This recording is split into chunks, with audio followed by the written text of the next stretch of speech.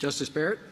Mr. Joshi, could you address the claim made by respondent and some of the amici that the government, in fact, is strategically mooting these cases by dismissing them? Yeah, we strongly disagree with that, and I don't think the evidence they cite actually supports the claim. I think the ACLU's brief is probably the most comprehensive on this front.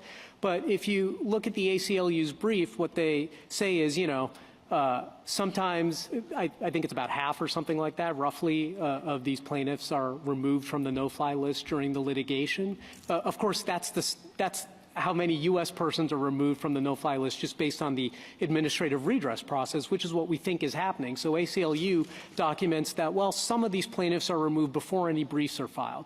And then some are removed after the briefs are filed but before a district court decision. And then some are removed after the decision, some are removed on appeal. And I look at all that and I think, well, that makes sense because they're removed as an outcome of the administrative redress process, and where the agency takes a fresh look at the file and says, we now no longer believe they pose a risk of engaging in the terrorist activities. If we were strategically mooting, you might expect the removals to all come at like the same point in litigation or with a certain kind of litigation trigger, but that's just not what's going on at all. And of course, we have litigated several no-fly list claims to judgment, which wouldn't make sense if we were trying to engage in strategic mooting. So I think if you look at the universe of cases, what is apparent is that in all of the cases cited by respondent, and I think in ACLU's appendix, redress proceedings were in parallel to the litigation, and I think it's natural to expect that sometimes those individuals will be removed as a result of the redress process. I strongly dispute any notion that we're engaged